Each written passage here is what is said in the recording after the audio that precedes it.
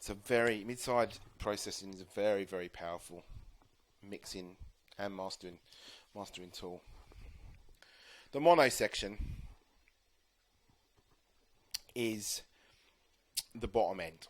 So this area here on the left hand side, this controls the mid or the low end, basically the low end frequencies. The stereo section here, the side, is going to be looking after the top end. So with something like this, we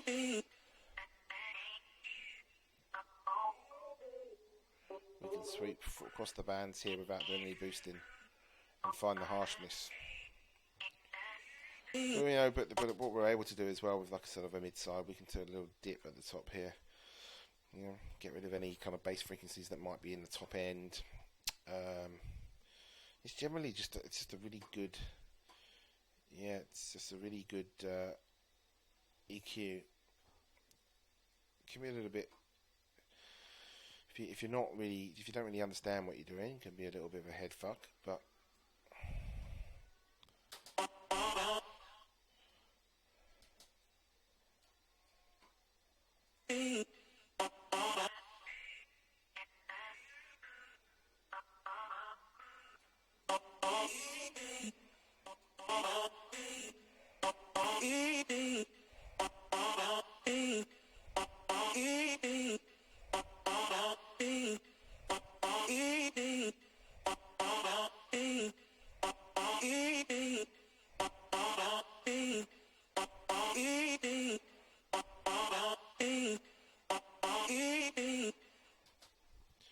so we're just taking a little bit of harshness out there. I just want to balance that off a little bit. Another real favourite of mine, which is a really quick, easy, simple compressor to use for vocals. It's not going to work on every single vocal, but it does work on the vast majority, and it just nails it, and it gets right in the pocket, and it just gets things sitting really lovely. Here's this Arvox, very, very simple. That is it.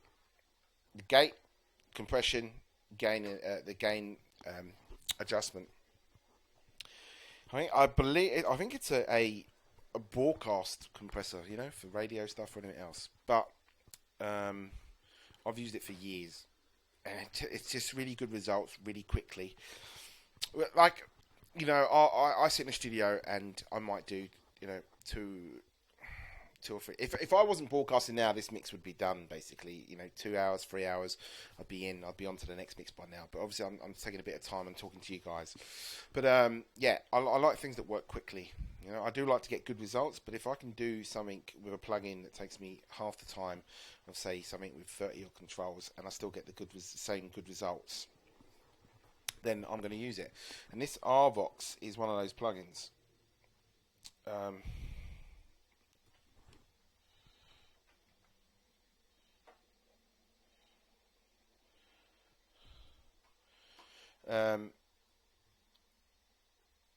And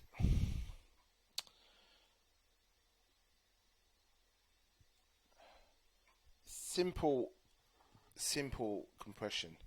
Pull the compressor down, and pull the compressor knob up. That is it.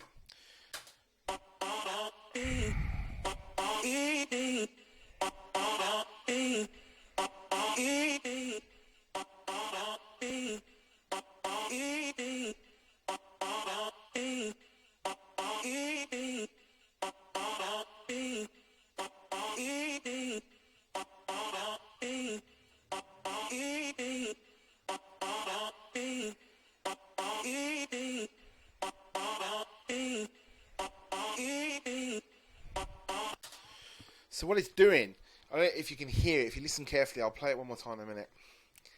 It's leveling out the vocal as a whole, and it's doing things. So without it, it's quite, the bottom half, the lower frequencies in the vocal are more prominent. And there were some harsh ones that I've cut out, but when it's done, it's when I engage it and I've pulled it down, and I'm taking probably about 5 dB of gain reduction off it. I don't go over 6 on the meter here, really. Anywhere between here and sort of, hardly doing anything. That's what I'm really doing. If I'm going over that, then it's something's wrong. So it's kind of balanced it out, and it's brought the top part of the vocal, the higher frequencies, up with the lower part, and it's kind of balanced it all out. So I'm going to play it one more time for you. It's just made it nice. It just makes it sit. It just gets right in the pocket. It's just there. And it's a really simple plugin to use. And as I said, I'm all about that. I can go in there and pull out something more complicated. But why? This does the job. So this is without. So if you listen, the lower part of the vocal is more prominent. Now in.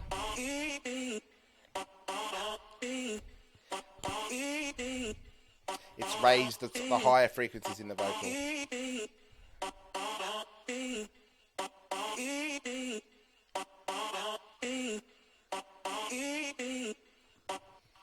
It's nice. It does the trick.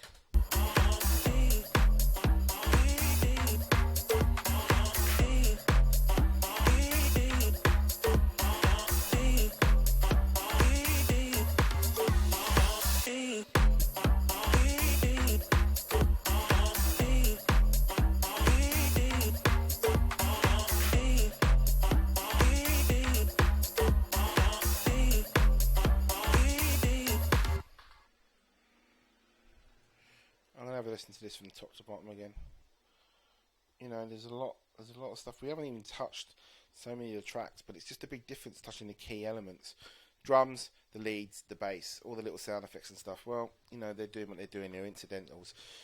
We can add some more stereo image to them, width or anything else. But it's about getting those main elements cohesive and joined together, making them sound bigger and fatter, but still keeping it dynamic. It's all about keeping it dynamic in the mix. That's why I mix at on the K scale. I just find the results of the mix are much more dynamic without having to worry about going on the peak meter.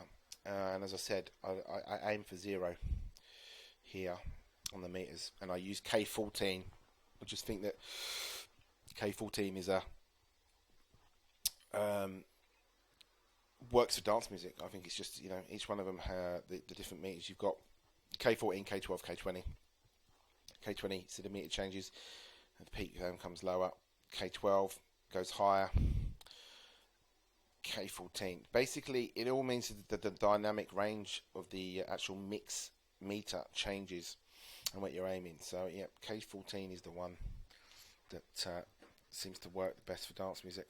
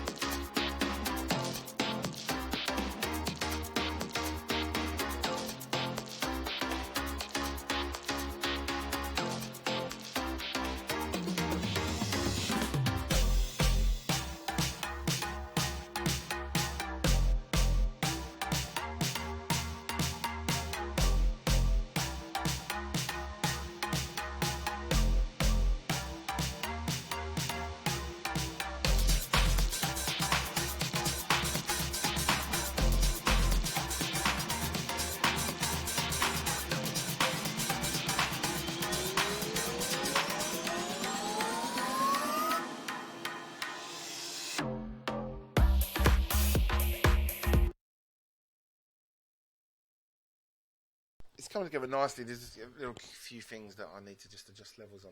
I think this is this fill loop. Yeah, this fill loop's pretty loud because I haven't balanced it.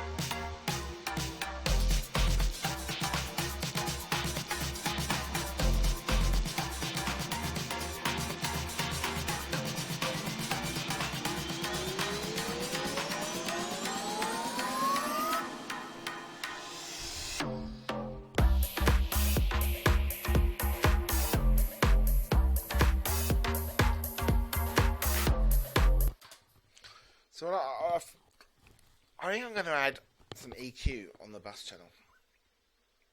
So it's not something that I do every track.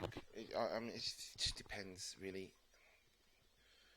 But I'm going to add some EQ before the 2-bus compressor there. So we're running into the tape machine, and then I'm going to add some EQ, and then I'm going to add a bus compressor. Now, the reason I'm doing it is that I want to add, this is my character EQ, so to speak. I've tried to keep everything corrective, in here, with cutting out some harshness, some little boosts here and there, trying to balance things. I've added the virtual tape machine for character. And the character that's added there is a bottom end boost and kind of taking some of the harshness out of the top end. Not harshness, but just does what tape does. Bottom end boost, some sort of dumbing down of the top, so to speak. The top end gets rid of some of that harshness. The frequencies up there. So I'm going to look at adding some 2-bus compression. When I say 2-bus, for those of you that don't know, that means your stereo output. 2-bus is an old term that goes back to days when we were mixing on desks, when we actually had physical faders and all that kind of stuff. 2-bus channel, and it's just a term that still gets used a lot. It's habit. I can't really think of another way of stereo bus compression. Too long, 2-bus, nice and short. So, what am I going to use? What am I after? Let's have a quick.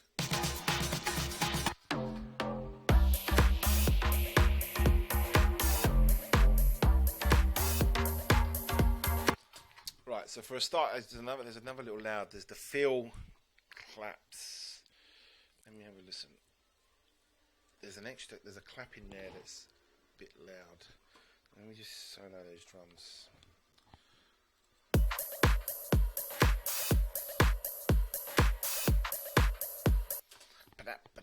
It's that. Is it what is it that's doing that? Is it the clap? Is it the extra clap?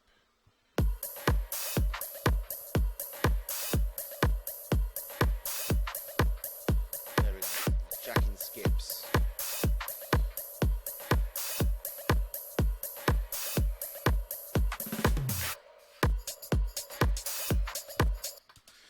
You can tell old Jones is a drummer. His groove there. He's got this real lovely. I'm going to play those drums again for you. Can you hear the swing that he's got going?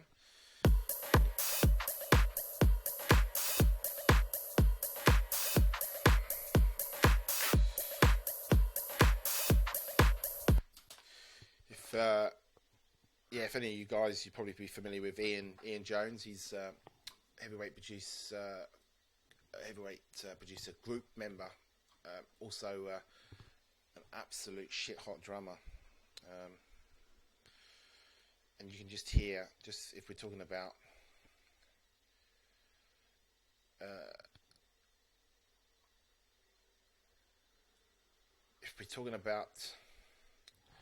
what's going on.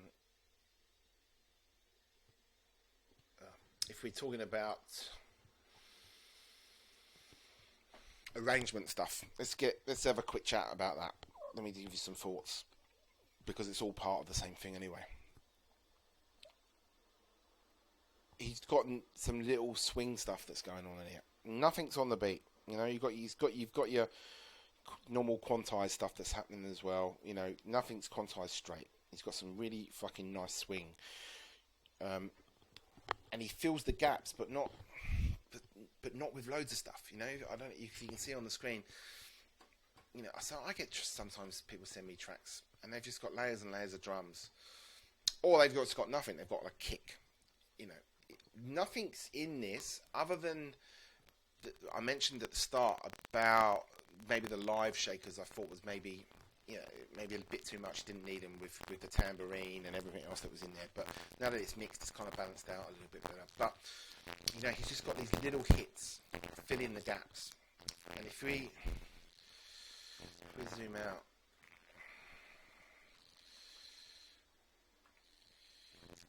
look at his swings. You know, he's got just a little tad. See, it's not tight on the beat. It's just a tad over. And then he's got these other hits there. Just little humanisations. Yeah. Some of the hats, some of the rides. I don't even know any barrel. See, just over a little bit. Yeah. Not massive amounts of montage or anything else like that. Makes a big difference. You listen to that groove.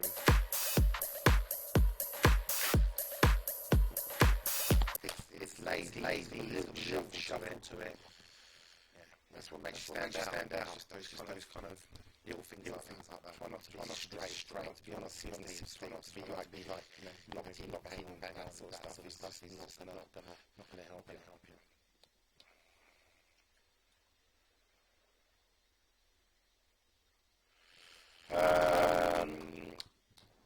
Instead of compressing, why not just the high shelf?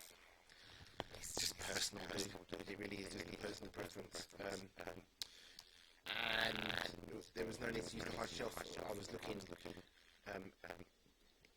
YEQ with the compressor will just bring it out, and it brings it out more naturally instead of trying to EQ. And you know, if you got to remember with EQ, there's always a opposite. Yeah. If you're taking away at one point, you're generally it's going to go back somewhere else. So if you're boosting at one point, you potentially might cause problems in another side of it. So I don't know if you know about the whole thing about if you're cutting with EQ, you can, you know, instead of boosting a frequency, you can cut somewhere to do the same thing. So if you you cut at 400, you'll get a little boost down at 150, that kind of thing. Yeah, that's why with the vocals, I wasn't looking to try and add anywhere else. I was just trying to balance it out naturally with the compression. And that compressor just works, and it is, you know. I can say, hand on heart,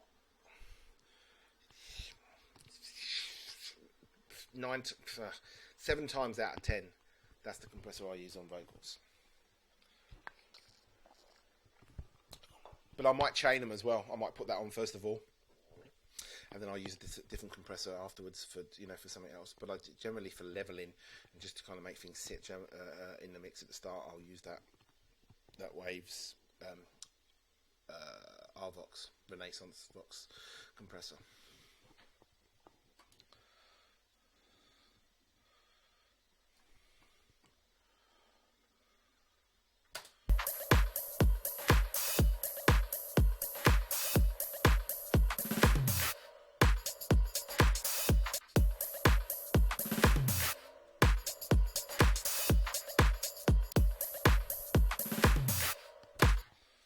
Those drums are nice. Right, where was I? Bus EQ. Put a little bit of bus EQ on. So I'm looking for a little bit of character on top of the tape machine. So what I might do is potentially I would use maybe, if I had my UAD, I would probably use the Manley there. The other option is that I love the Native Instruments passive EQ, which is Native Instruments' version of the Manley. It's lovely, actually. It's probably I used to say it was probably right up there with the UAD. It's probably not quite, but what I like about it, it's got mid-side function as well. So there you go. I can swap it over there to mid-side EQ. So this side does the the lower end. This side does the side sections to the top ends. but we leave it in the standard stereo mode. This, I don't know if I'm going to like this, but I think it could be just a bit extreme for what I'm after.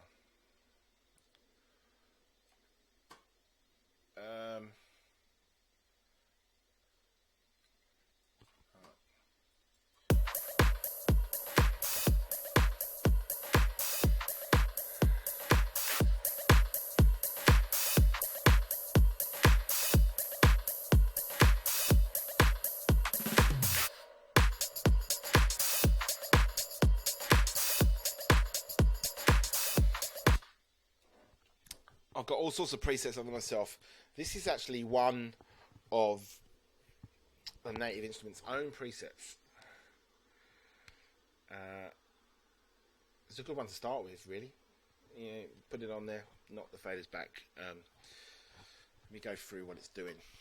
So this cut at 270 that it's set up there. So this is I don't know if you guys are familiar with a Manley, but you don't have fine tune. Everything's stepped. So it's that in, and then you choose your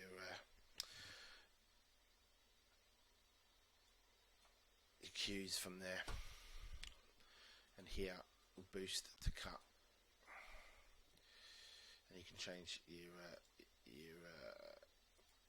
Q types and your EQ types from there.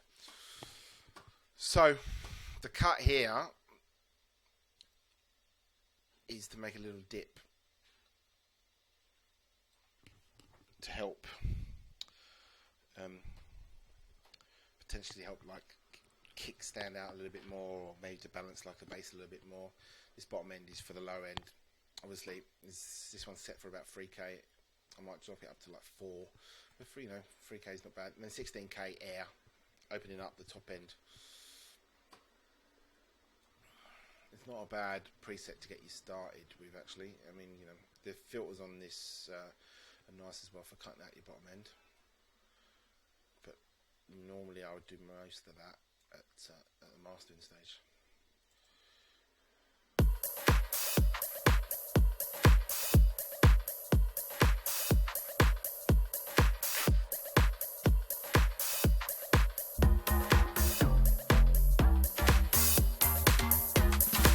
I'm just going to do some extreme ones so you can see what areas it's actually doing.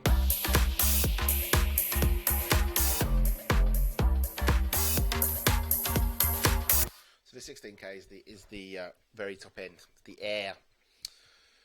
It's the hisses. Air is important. It can really open up the track. But you've got to be careful with it, because you're obviously going to add lots of SN and sibilance to the track if you go too much. But with the right sort of amount of EQ, you can just it really makes a difference on the track.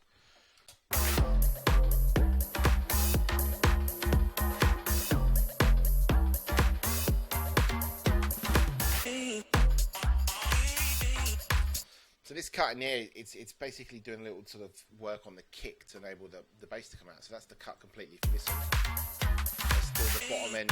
What you got left with is the low end of the bass. So what you're doing with it is to kind of cut it just to kind of make the bass bit a bit more punchy.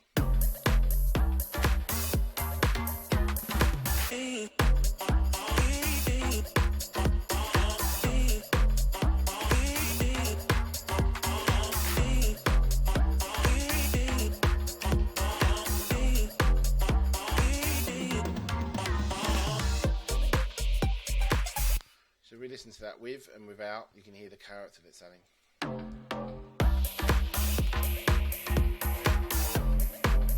That's without.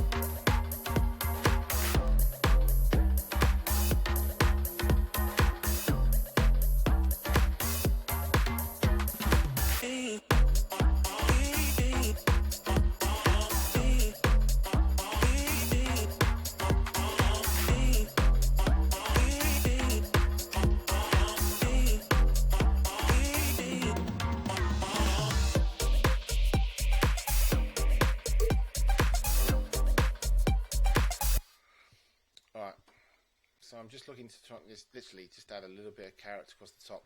But let's try a different one. Another personal favourite is Air EQ. This is bad boy. This is a seriously fucking good EQ.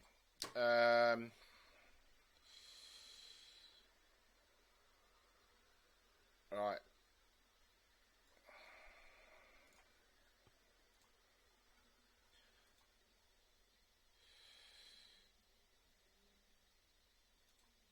Right. So this is, whenever I get a plugin, I always go through the presets, just to get you quick play around with stuff, whatever. And then what I do is I'll tweak one of the presets because these days most of these presets are pretty good, like place to start, and then you save loads of them, and you save different variants, whatever. This is one of their own, but then I've changed stuff to kind of suit what I'm doing, and it's basically just a place to start. I honestly don't know what this EQ is doing. It's that good. It can, on the right material, it's phenomenal. But I don't know what it's doing. It's one of those crazy ones. Most of the other EQs, you know what it's doing. This thing just increases stereo image and width and warmth, and I thought this character thing, fire, neutral, water shit, I thought that was a gimmick thing, whatever. But it's not. If we adjust this, water is a softer sound. Neutral is obviously nothing, and then fire is a sort of a driven sound. So if let me show you. Let's get.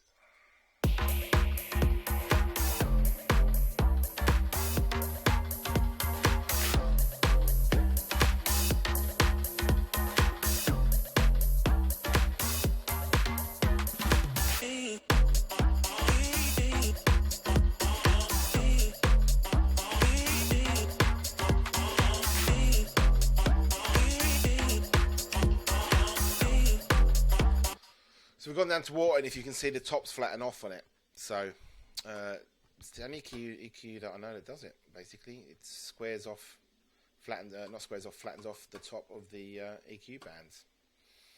Neutral, you can see it changes, heads back to normal, and then fire, it's tighter Qs and slightly more driven. This is a really extreme kind of pushing. If you need to be like adding 1.5, if you need to be going over 1.5 dB, whatever, these kind of amounts on the bus compression, you should go back into the track. I'm really looking for like subtle amounts. The main thing I'm doing it for is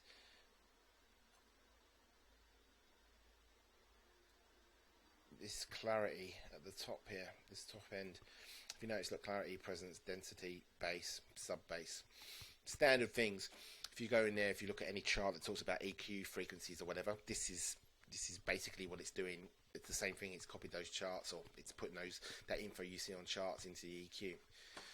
The frequencies will correspond to that, and it kind of it's a good thing for you to look at, and you can kind of say, okay, it's a little bit muddy, or it's not sharp enough, it's not clear enough. Well, you can look at clarity, boom, try and push that up, or and presence is the overall kind of feel of things. The density will be the weight, pushing through that mid range, and bass answers itself.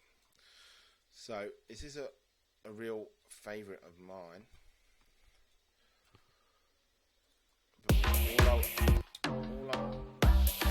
all I'm looking for is a subtle boost with it. Go.